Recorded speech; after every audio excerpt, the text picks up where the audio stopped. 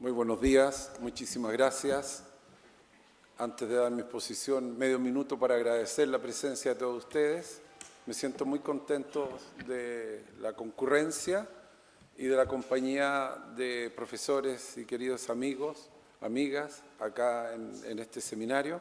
Es que en el que intentamos renovar nuestra confianza y nuestra convicción en la tolerancia, el pluralismo, en todos los temas, en especial este que nos ha dividido un poco, pero nada más que en las posiciones que sustentamos los profesores, y eso es natural, pues depende desde la mirada que cada uno tenga de la sociedad, de la democracia y del derecho administrativo. Por lo tanto, dentro de ese esquema inicio mi exposición haciendo uso precisamente de mi convicción en la democracia, pues creo que estas sentencias del Tribunal Constitucional que vinieron a reanimar el diálogo en el derecho sancionatorio o en la potestad sancionatoria, como dijo Juan Carlos Ferrada y bueno, luego criticó Luis Letelier, a quienes le agradezco sus exposiciones, al mismo tiempo nos pone en la necesidad de observarlo. Voy a hacer una exposición de dos partes. Quisiera en una primera señalar aspectos generales de la potestad sancionatoria, pues me parece que es importante dar un panorama general, y luego manifestarme de frente a las reacciones que ha producido la sentencia del Tribunal Constitucional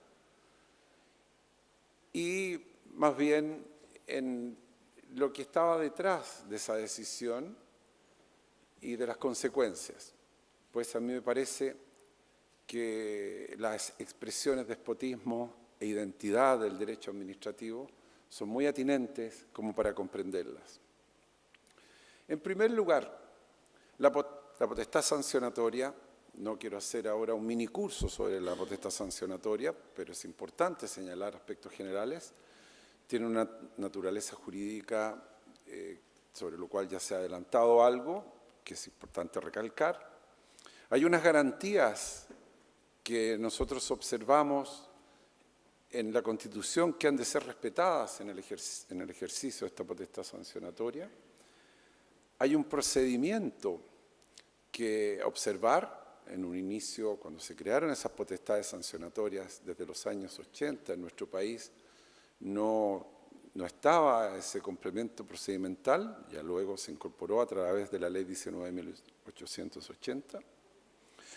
Y una conclusión o una hipótesis que la parto señalando de inmediato es que las sanciones administrativas forman parte de lo que llamamos el neomoderno derecho administrativo chileno.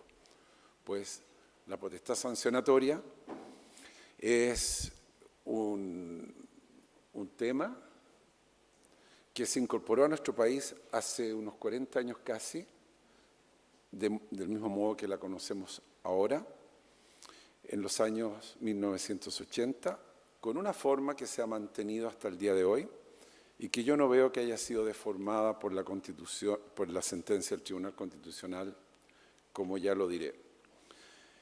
La potestad sancionatoria está vinculada con una de las potestades de toda administración. La administración en general, o cada órgano administrativo, puede prestar servicios públicos, puede fomentar a través de diferentes herramientas o puede ordenar la actividad de los particulares. Ya se han mencionado algunos casos. Y dentro de esa potestad de ordenación, usualmente se la confunde y se la llama regulación. Prefiero usar esa palabra para la conducta legislativa. En medio de esa ordenación es que se le otorga o se dota a la administración de la potestad complementaria de sancionar. La finalidad de esa sanción es, como toda sanción, en parte preventiva y en parte represiva. No quiero teorizar sobre eso mismo, pero en general lo hemos entendido así durante muchos años y veo que no podremos alterar demasiado estas teorías de la potestad sancionatoria hasta que no ocurra un cambio radical en nuestra regulación constitucional y legal, lo que no se ha producido.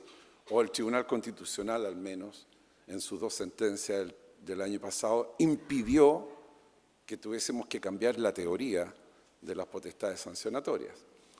Ella surge de una especie de ius puniendi de los órganos del Estado, en que hay una especie de distribución de ese ius puniendi a partir de los 40 años y se diseña esta dualidad, el ius puniendi que puede llegar a implicar una restricción de la libertad de las personas, sigue afincado en los tribunales, pero hay otro ius puniendi que se le otorga a los órganos administrativos.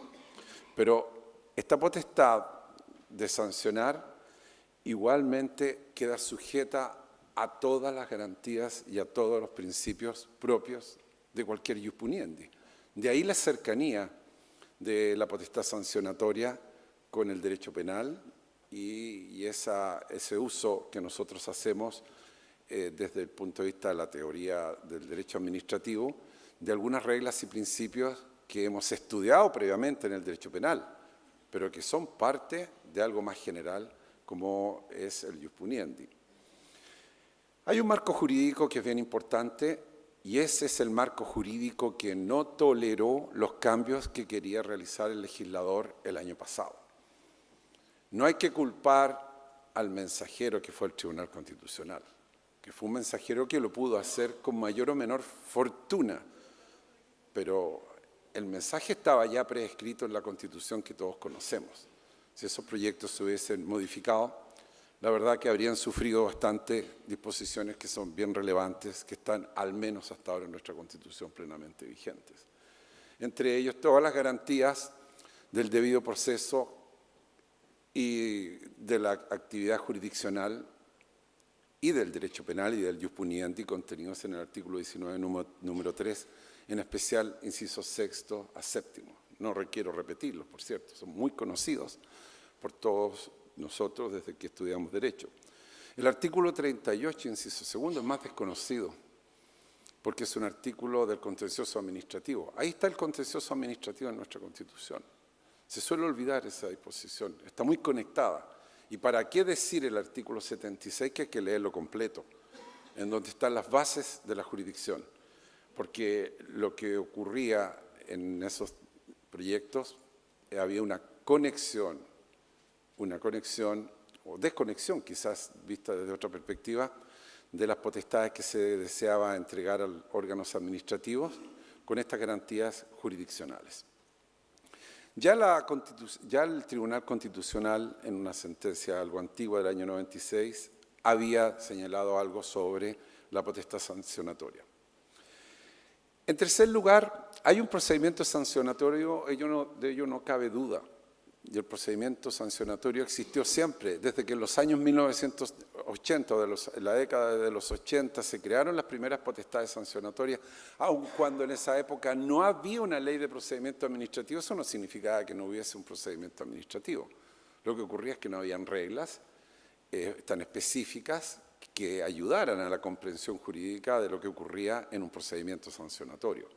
Por eso hoy día nos ha facilitado enormemente la observación de la legitimidad o la corrección del ejercicio de la potestad sancionatoria, la existencia de la Ley de Base de Procedimiento Administrativo, que rige supletoriamente a todo procedimiento sancionatorio. Eso desde el punto de vista procedimental o formal. Pero desde el punto de vista sustantivo de fondo, nunca ha perdido vigencia la necesidad, puede haber ajustes, como lo reclama Raúl, pueden haber ajustes a las diferentes materias o circunstancias en que hay que sancionar, pero la necesidad de un tipo establecido previamente, hipotetizado en una ley, tipificado, la necesidad de probar la culpabilidad, la vigencia del non bis in idem, la proporcionalidad, la presunción de inocencia, el justo y racional proceso, son ineludibles. Uno podrá echar de menos algunos otros ajustes, pero esto ha sido ineludible y lo seguirá siendo. Por lo tanto, la potestad sancionatoria en Chile se ha manifestado en la neomodernidad, se ha incorporado precisamente en aquellas actividades o servicios públicos privatizados. Es un nuevo paradigma económico jurídico bien relevante que se tiene presente por los actores en las diferentes actividades y está originado en la necesidad de la administración de fiscalizar y regular y posteriormente de sancionar. En segundo lugar, y brevemente, las sentencias del Tribunal Constitucional se exprimieron en dos materias en que el legislador intentó incorporar amplios esquemas sancionatorios en aguas y en derechos del consumidor.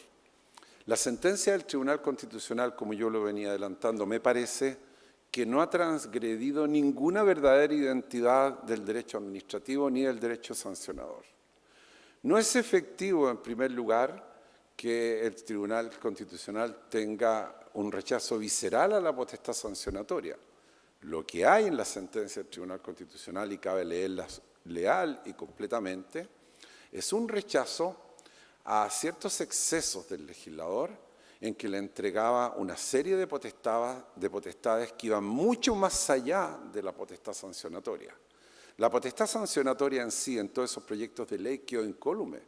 Lo que quedaron fuera de esos proyectos de ley por haber sido declarados inconstitucionales fueron estas materias en que se dotaba al órgano respectivo ya no solo de potestades sancionatorias, sino que de potestades jurisdiccionales que les corresponden en todo caso a los tribunales, porque no tienen nada que ver con la sanción misma, ni su procedimiento, ni su determinación, ni la discrecionalidad como para poder llegar a imponerlas.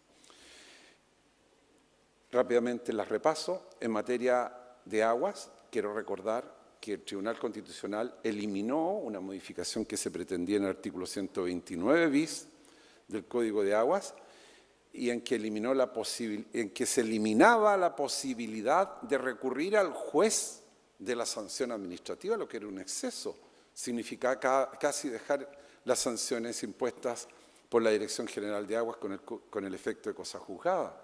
La modificación del 138 pretendía evitar la autorización de los tribunales para ordenar la fuerza pública. Se le daba la potestad de imperio directa a la Dirección General de Aguas, como si no existiera el artículo 76 de la Constitución que afinca exclusivamente esa posibilidad en los tribunales, ya sea ordinarios o especiales.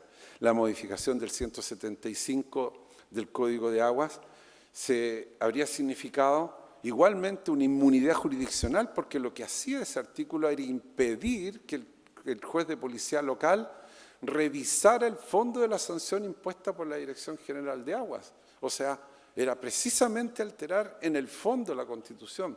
Y en la modificación del 306 del Código de Agua era la eliminación completa del juez de policía local. O sea, se cumplían los sueños de cualquier burócrata déspota que no quería en nada que se revisara su sanción o su acto administrativo sancionatorio. El tribunal no tocó la potestad sancionatoria, que ustedes lo pueden ver en la ley que se publicó definitivamente en materia de agua. Lo que impidió esto. Entonces, ¿qué reclamo yo puedo hacerle al Tribunal Constitucional por haber preservado la identidad del derecho administrativo y una potestad sancionatoria sana? En materia de servicios del consumidor, y ahora termino, no puedo analizarlo completo. Juan Carlos ha dicho que lo hemos disputado por la prensa, la verdad hay harto detalle, pero el exceso era el máximo. Era un cúmulo de potestades que se le quería entregar al CERNAC. Habría sido el superórgano administrativo de nuestra República. Habría tenido al mismo tiempo la potestad jurisdiccional, la potestad sancionatoria o ejecutiva administrativa y la potestad legislativa. Y además, el colmo del exceso era que se le daba la potestad normativa de dictar unas normas, las cuales tenían que ser obedecidas por uno de los incumbentes, y esas mismas normas tenían que ser objeto de una especie de control previo por el órgano administrativo a través de un arbitraje, siendo ese órgano administrativo el que iba a dictar sentencia y el que tenía al mismo tiempo la potestad legal de defender a los consumidores, juez y parte. Era realmente, como se dice modernamente, un combo excesivo que no soportaba la Constitución. Por lo tanto, en la sentencia del Tribunal Constitucional del CERNAC no se privó a ese órgano de una posibilidad de potestad sancionatoria. Se le privó de estos excesos que iban más allá de toda potestad sancionatoria. Por lo tanto, a mi juicio es perfectamente correcta la sentencia del Tribunal Constitucional y lo que se ha evitado es quebrantar el principio de separación de poderes. En segundo lugar, se ha evitado crear órganos despóticos, porque es un órgano despótico, y esta es una definición técnica, que alberga en sí mismo las tres funciones propias del Estado, que eso es el resultado de quebrantar al mismo tiempo la separación de poderes, y en fin, entregarle unas potestades que no tenían nada que ver con la potestad sancionatoria que habría sido muy sano en nuestro sistema.